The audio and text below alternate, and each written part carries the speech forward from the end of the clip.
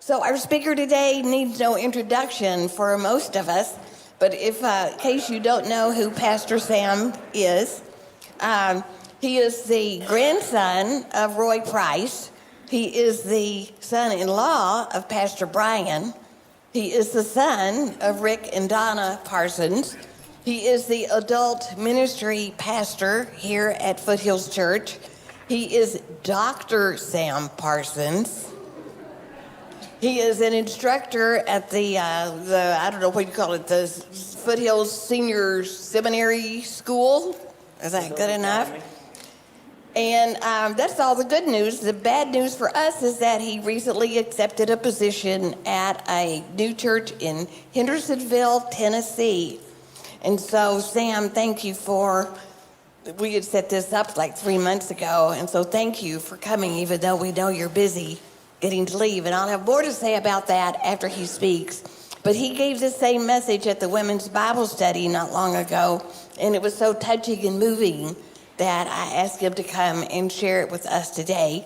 And appropriately, the title of his message is In the Garden. And so let's welcome Pastor Sam. All right. It isn't as much as a prepared talk as it is an experience.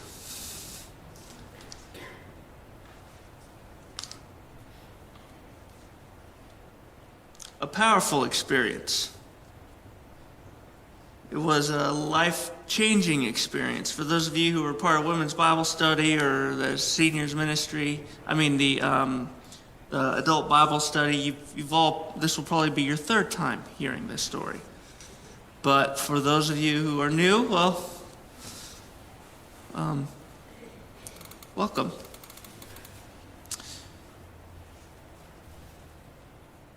And the word of the Lord came to him, "What are you doing here, Elijah?" He replied, "I have been very zealous for the Lord God Almighty. The Israelites have rejected your covenant. They've broken down your altars and put your prophets to death with a sword. I'm the only one left, and now they are trying to kill me too." The Lord said, "Go out and stand on the mountains in the presence of the Lord, for the Lord is about to pass by." Then a great and powerful wind tore the mountains apart and shattered the rocks before the Lord. But the Lord was not in the wind. After the wind there was an earthquake, but the Lord was not in the earthquake. And after the earthquake came a fire, but the Lord was not in the fire. And after the fire came a gentle whisper. When Elijah heard it, he pulled his cloak over his face. He went out, and he stood at the mouth of the cave. Because the Lord was in the still, small voice. What I'm about to share with you is a moment in my life. There were many, and recently there have been a lot. But a moment in my life where I heard the still small voice. And I listened to it. And my hope is that in sharing my experience with y'all, look at that, y'all. With you guys this afternoon is that it will communicate the reality that Jesus still speaks today. God can still speak to you today. And that you don't take it for granted. And that when he does speak to you, you listen. But not only that, you do, right? It was back in 2018, the summer of 2018, I think is when it was. I was in the middle of my doctoral work at Denver Seminary.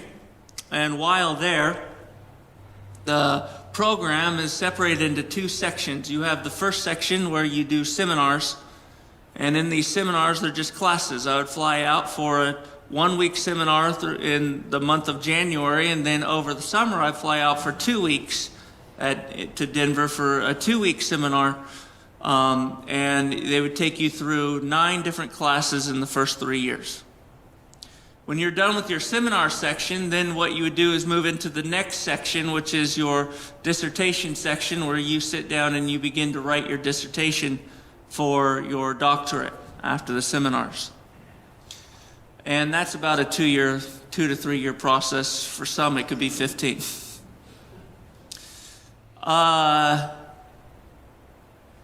The encounter that I had with God was in my last seminar, my last week, right before I would then embark that next semester on writing my dissertation.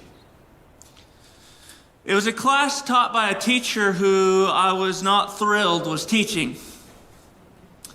I had a class with him in the previous seminar back in December, and then I unfortunately got assigned to him again the following summer. And it was one of the worst classes. So I was not thrilled that I was going to be taking this class. The title of the class was actually called Internal Work That's Necessary for External Influence. Internal work necessary for external influence. What we did through the class was we basically walked through spiritual disciplines. We would go through one spiritual discipline on Monday, and then after that, we would sit and talk, and then we would do it as a class, and then we'd come back to the class and we'd talk through our experience. And then we'd go to the next spiritual discipline on Tuesday, do the same thing, get a lecture on it, go do it, come back and recap about it. All the way, Monday, Tuesday, Wednesday, Thursday.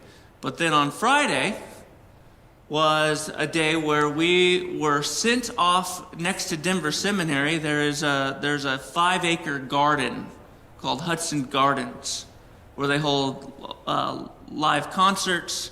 They they actually have like an actual garden there. And it's a place where people can just go and walk. They got a bunch of man-made creeks and man-made ponds and waterfalls. It's a beautiful garden. It just happens to be situated right next to Denver Seminary. And so on the Friday, we would then all go walk to this garden, and we would spend the morning just in silence. It was 4 hours up until lunchtime in silence, putting to practice everything that we learned Monday through Thursday. Make sense? Now, it's important to also know that in the midst of this class, my life was a little crazy. Our third child was coming, was about to burst onto the scene. I was stressed out with the doctoral work and getting the dissertation started and up and going. Work here, I was balancing everything that was going on with work here. And in the meantime, I also had a church that was interested in hiring me as their lead pastor at the time. And I was in the midst of conversations with them. So there's a lot of spinning plates going on. And honestly, I just viewed this 1 week seminar as a nuisance. Something that I just need to go do, get it over with, and then I can get started on the real work, which was writing the dissertation. That was my mindset. And just put up with this teacher. Well, God had different plans. Because I woke up that Monday morning and I knew God knew how frustrated I was and flustered I was with being there in this class and the whole week away from my family and all that, and just irritated. But I felt convicted. I said, you know what, I'm here, I'm spending the money on it, so I'm going to pay attention, participate. So Monday, we went through a discipline. I don't remember exactly what discipline it was, but we went through Lectio Divina, which is a discipline. We went through a discipline called Middle Prayers. We talked about boundaries. We read a bunch of books like by Peter Scazzaro, Emotionally Healthy Spirituality. I'm going to read a quote from that book, actually. We listened to some music. It was one of those classes. I always viewed spiritual disciplines as this thing of you're too heavenly minded to be any earthly good. Someone who practices spiritual disciplines is someone who sits in their office with their lights turned down low and Yanni music playing in the background. And they ask very broad questions to you like, how was your day? Or what has God said to you? It's just like, this is pointless, right? It's a waste of time. Well, this teacher began to break down and erode. God used this teacher to erode that spiritual disciplines are not something that serve as a barrier with God, but they are actually essential to hearing God's voice. I firmly believe that people actually probably don't have a problem obeying what God tells them to do. I think that oftentimes the problem is that people just don't know what it is that God is telling them to do. Because there's so many voices that are going on in our minds and in our heads and in our families and in our, in our workplaces and whatnot. On the TVs, on the websites, etc., right?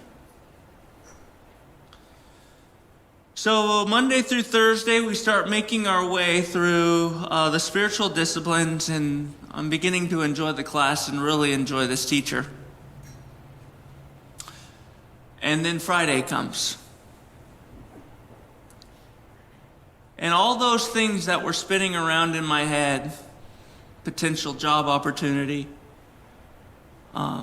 work stuff, family stuff, school stuff, I remember waking up that Friday and going, all right, Lord, the next 4 to 5 hours that I have with you, I am going to listen to everything that you say.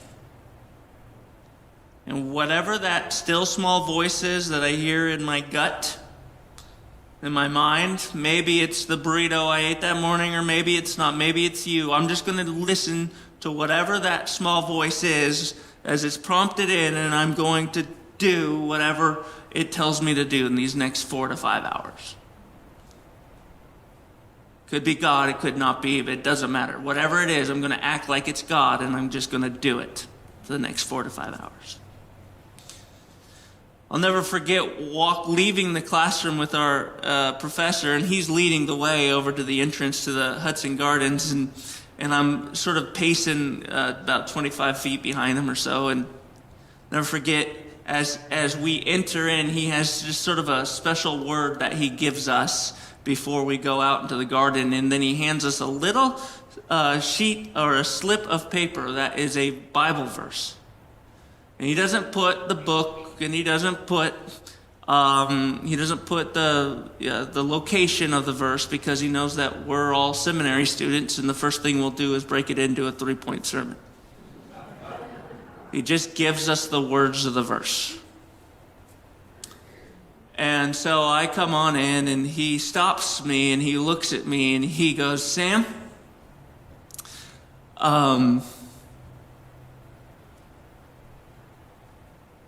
God's going to use you in a mighty way in this next season of your life. And he doesn't know about the job things and other things that are going on. And I just, in my head, go, okay, cool, And he hands me the sheet of paper, and I start walking.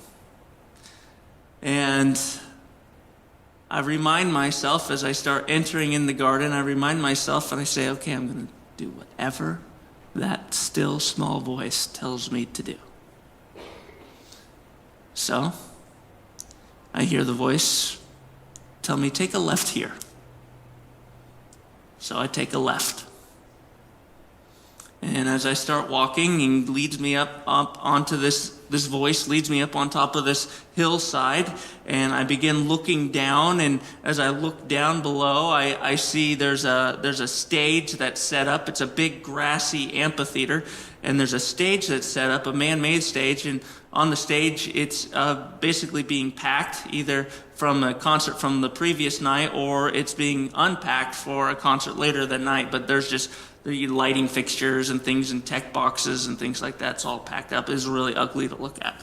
And as I start walking, there's benches that are on the top of this amphitheater sort of circling around. The rest is all just grass. And then there's just sort of benches sort of placed. And I walk past one bench and I go to another bench, and there's a stream rolling behind the benches. And I see this bench and I hear the Spirit tell me to sit on that bench. Or I hear the still small voice tell me to sit on that bench.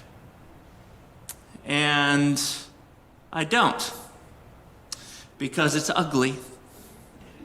I didn't want to sit here for the next 4 to 5 hours and stare at this stage, which is broken down. I want to go sit next to this beautiful, I knew that this stream would trickle down into this beautiful pond, and I want to sit where I can stare at this beautiful stream trickling into this pond, because it's a lot prettier to look at than the stage. And so, no, I'm not going to sit in that bench. I'm going to head on down over there where it trickles down and into a pond and then trickles out. And that's where I'm going to sit, because it sounds pretty and it's just pretty to look at. So immediately, I don't listen to the still small voice. I ignore it. I justify my way out of it. And I start walking down farther to the place where I wanted to sit. And as I make my way down there, I see another one of my classmates steal the bench. And I'm like, dang it. And of course, I hear the still small voice, go sit in that bench. And I go, no, I don't want to stare at this stage. And so I begin to make my way. I follow the creek along a little bit farther, and it goes into a bigger pond and a little patch of grass, and about the size of the stage that I'm standing on, where you just sit here and you can see this big, beautiful pond. And I'm like, I'm going to sit there, and you have this big artificial stage behind you, but I was looking this way, so I was like, oh, it's all good. So I go and I sit down on this bench that I wanted to sit on, and I begin to trickle and see and things, and I have that passage of scripture sort of sitting in my pocket. And but the whole time I hear that still small voice say, go sit on that bench, back up on top of the amphitheater, go sit on that. But I ignore it, and I sit in the bench that I wanted to sit in, and I'm watching this creek come down, and I begin to start, and I begin to just spend some time in silence, using this spiritual discipline of laying everything that was in my mind at the foot of the cross, and just trying to clear my mind before I start opening up that little passage of scripture that the teacher gave me that I think is going to speak to me, And so I'm sitting there and just in silence, and all of a sudden I hear this bzzz. I start praying, and bzzz, then it's getting louder, bzzz, and it's getting louder, bzzz. And sure enough, this dude on his riding mower comes over to my little tiny patch of grass that doesn't even need to be cut. It doesn't even need to be cut. I don't even know why he's there. And he's right next to my bench, coming up and cutting the grass. And I'm like, this is annoying. And I think he's done, but he's not done. He continues on for like another 20 minutes or so, or whatever. And I'm just irritated. So I get up. What do I hear the still small voice say? Go sit up on that bench. But I'm like, no, I don't want to sit and stare at the thing, so I still don't do it. Find another one, and I sit down. And finally, no lawnmower, no nothing. And it's quiet. And I cleared my mind and my head, and my heart is ready to hear what this passage is going to tell me, that's going to answer all of my questions about this job and about other life things. And I'm so thrilled, and I'm excited to see what God has to say to me. And this is the verse that I pull out and I read it, and it says, Put away perversity from your mouth. Keep corrupt talk far from your lips. That doesn't give me any answers. Doesn't give me any answers. I don't cuss. Although I probably have cussed more as pastor now. But I never cussed in high school. It was just never a thing that I've done. Swearing was never something that I struggled with. It's also something I never get offended by. Like, there's some people who I engage in conversation with, they can string together 4-letter words in artistic ways. And I'm not even offended by it. I'm actually somewhat impressed. And I'm like, what is this? This isn't even something I struggle with. This isn't helpful. This isn't telling me what I need to know. But I'm like, okay, well, for some reason, God has this word for me right here, right now.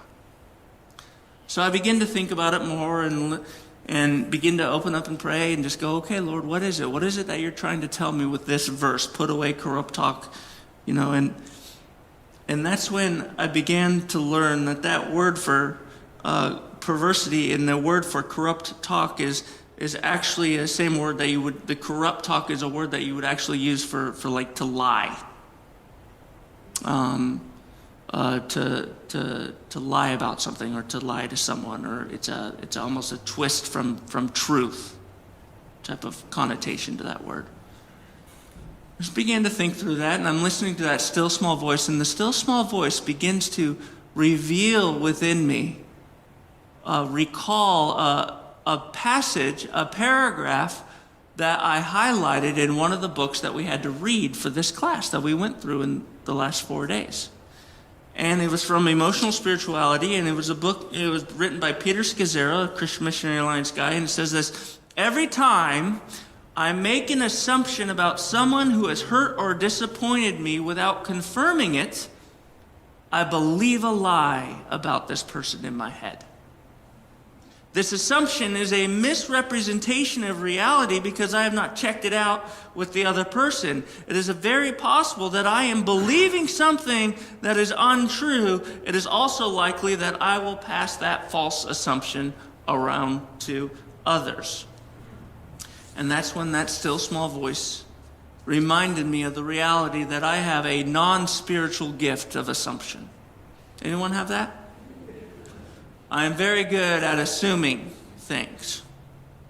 And I will spend nights and hours tossing and turning from those broad emails of see me or give me a call, and the whole time I'm bent over just emotionally going, assuming as to what that email might be about, or assuming as to what that person might be thinking or feeling or what's going on. And the whole time, what am I doing? Bearing false witness. Corrupt. Lies. See, assumptions are dangerous because they rob you of your time of being emotionally present with where you're at. They rob you of sleep. So I'm like, wow. Okay. So that still small voice took me on a little mental, spiritual journey of conviction about assuming.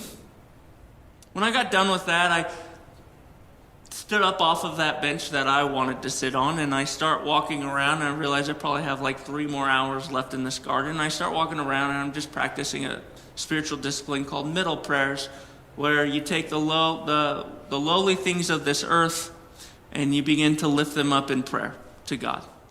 And so I would see things like flowers, and I would go, Lord, thank you for the beauty of your creation and this awesome flower that smells good. It's not the best for my allergies, but and start praying. And I just begin praying to God as I'm walking through all this. And sure enough, I do those middle prayers all the way around the parameter of this 5 acres, and I start making my way back, and And what do I hear the still small voice say? Sit on the bench. This time, I'm so annoyed. Does God ever annoy you? Is that okay to say that?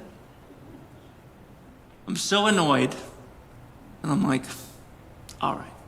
I'm reminded of the commitment that I made before I entered the garden that I will do whatever that still small voice tells me to do. So I sit on that bench.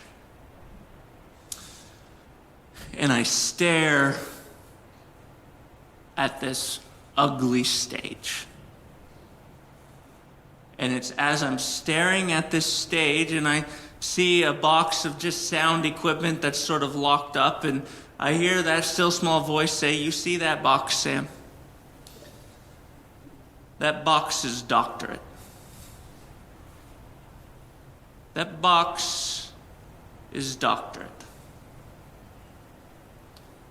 You have made your doctorate an idol, something that you have been pursuing with all of your heart and mind." And I'm sitting there arguing with this still small voice, "But this doctorate is giving me the education that I need in order to glorify you, Christ. I'm using it to bring glory to you, bring attention to you." And I hear the still small voice say, "Clear the stage, Sam. Clear the stage." And then I see the rafters with, those beams that you can hang lights onto. And I see the light fixture up there, this rafter beams. And I hear the still small voice say, "You see that? That's preaching. You have taken something that I have gifted you in, and you have turned it into an idol. Something that you are consumed by, if you will. But God, that my preaching, what I'm doing is I'm bringing the attention to you. It's not about me." Then I hear the still small voice and says, "What? Clear the stage. Clear the stage. Why can't I just be enough on the stage? I don't need you or your preaching. Just clear the stage." And then as I continue to stare at this stage, I see microphones, See stands, microphone stands. And I can't remember exactly what it was, but I hear that still small voice, "See, you see that? That's the title, senior pastor. You have turned this title into an idol. Your pursuit.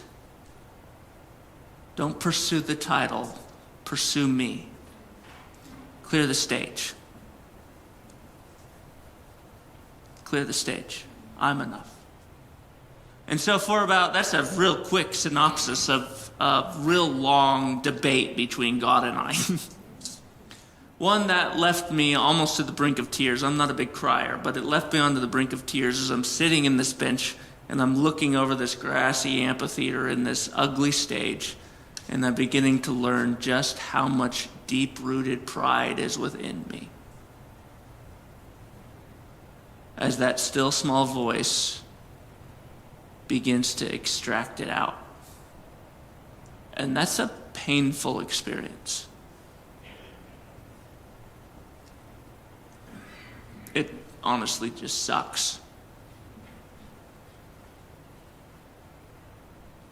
And I remember feeling a mixture, a whirlpool of emotions of anger, conviction, depression,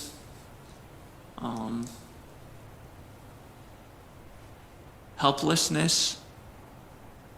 as I go, okay, well, what I'm about to embark on my dissertation writing. I'm in this interview for a lead pastor position. I'm, how am I supposed to extract this pride that's so deep within me? How am I supposed to get it out? What am I to do? And that's when I heard the still small voice say, you remember that bench that you originally wanted to sit on with the little waterfall trickling into the little pond and then it trickles out? I want you to go sit in that bench. So I get up and I walk and I go and my classmate's no longer sitting there. And I go and I sit on that bench. And as I'm sitting there, I hear the still small voice say, you are this pond. You are the pond. All you need to do is position yourself underneath this waterfall, and I will fill you. And what will naturally happen as I fill you is you will begin to, your ministry will begin to just trickle out. So you don't need to pursue the degree, you don't need to pursue the preaching, you do not need to pursue the title lead pastor. All you need to do is position yourself under me, and the rest will take care of itself. And it was right about at the end of that time that I saw our professor, Brad Straight, sort of with his cane as he's walking by, and he yells at me, time to head on back. I'm debating whether or not to go into the next phase of this, or if we have time. I'll make it quick. So we head on back to the classroom,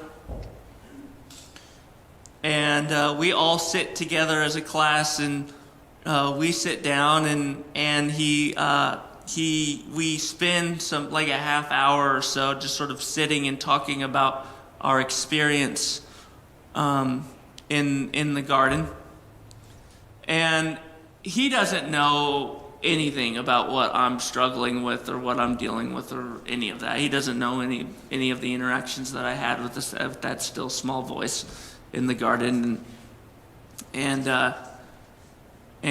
he takes time. There are only about 10 of us in the class, 10 to 12 of us in the class. And while we were all out doing our quiet time with God, he was sitting in silence, praying for a word that he could give to each of his students. And so we all came back into the classroom, and he began to share with us one by one what that word was that God has given them to share with us. And he gets to me, and he says to me, Sam, you're a tomato. And I look at and I listen to that, and I go, like, VeggieTales is immediately where I go to, Bob the tomato. And I said, okay, I'm a tomato. It's like, what's that mean? And he says, you're a tomato, and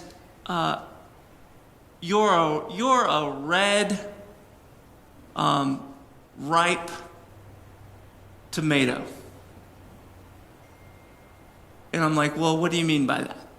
And he says, well, you're a lead pastor. That's what he tells me. You are ripe to be a lead pastor. You have all the gifts, all the talent, all the moxie, whatever, to be a lead pastor. You've got what it takes. That's what he says. He doesn't know that I'm in these conversations with church. He doesn't know about this stage thing that is going on. That's what he says. And then he looks at me and he goes, any gardeners, he says, you know that there's a difference between when a tomato becomes ripe and when it's ready to be harvested? It's ripe when it's nice and red and luscious. It's got everything it takes. But you know when it's ready to be harvested when you don't need to tug on the tomato. It just falls right into your hand. And that's when he looked at me and he said, Sam, you don't have to work at getting this title or this job. Honestly, you just need to be you. It's going to fall right into your lap when God says it's time. And it was at that moment when I heard that still small voice tell me that, remind me of all the sort of the pride that was in me and just the reality of, wow, you know what, I'm not ready for that type of title or that type of position. There's too much pride that's within me right now. And I remember calling that church up. As soon as that class got out, I called that church up and I pulled out of candidating process with that church.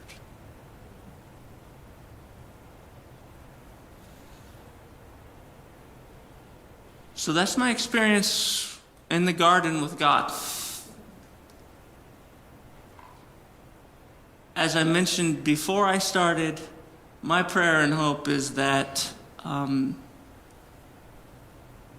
it encourages you in the reality that God still speaks. And that it encourages you to not ignore or justify away or rationalize away that still small voice, but to listen to it. Even if you don't know if it's God or not, just listen to it. And let everything else sort of fall where it's at. And then the third is to encourage you to not get discouraged when you don't listen to it, but persevere through that and to regularly just go, all right, next time I'm going to do it. I'm going to follow through with whatever that still small voice says.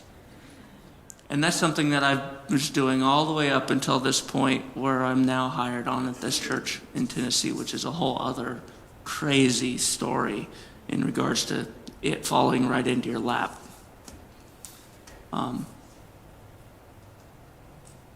Let's pray. Father, thank you for my friends. Thank you for this time, Lord, in the reality that, God, you are alive, you are not dead, and that you do speak. And I pray for my friends that they will have tender hearts to your still small voice. They will have the strength and the courage to follow it, no matter what you call them to. There's no retirement from a relationship with you, Jesus.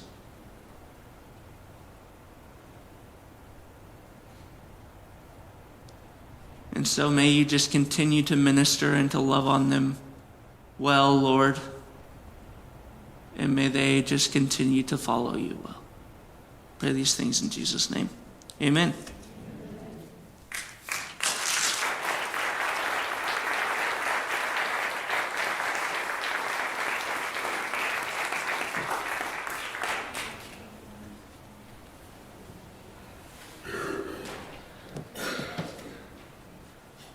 I think it was even better the second time than the first. Sam, that was amazing. Thank you. And are we ever going to get to hear the Tennessee story? I don't know. We might work that out if you've got time to come back. How many of you like to hear the Tennessee story?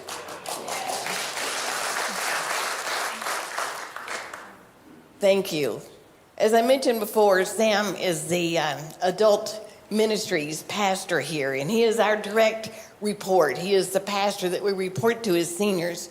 And I want to tell you that he's the reason we came here, because he invited us.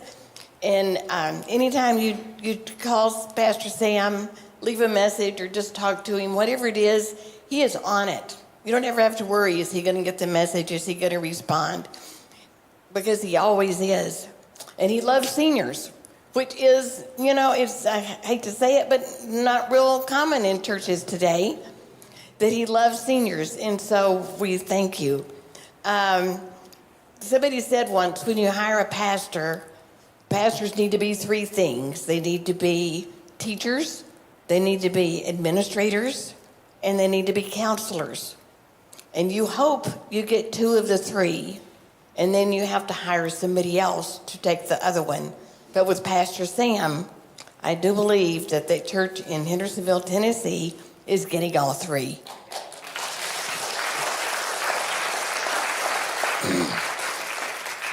So thank you. So someone in the group decided that you moving to Tennessee, you needed certain things that you might not be aware of.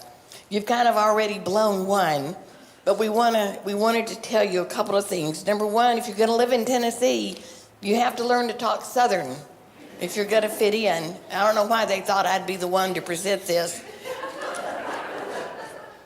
But you need to learn, how to greet people. You don't say hello, that's way too formal, or even hi. What is it you have to say? You have to say hey. Hey, that is hi in Tennessee. All right, and in addition to that, if you greet somebody, you call them, you don't say you, and you don't say you guys. And you certainly don't say, dude. But you have to say y'all. And so in keeping with that, we'd like for you to have this pillow, since you don't have anything else to pack, to take this to Tennessee and put it on your couch and think of us, all right?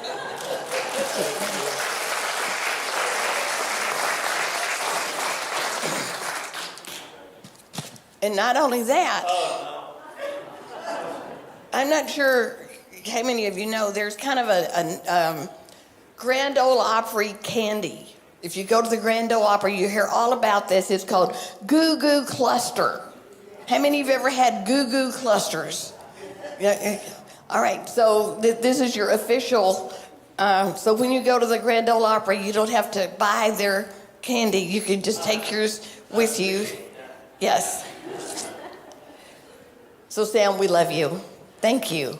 Let's thank him again. Thank you, Nancy.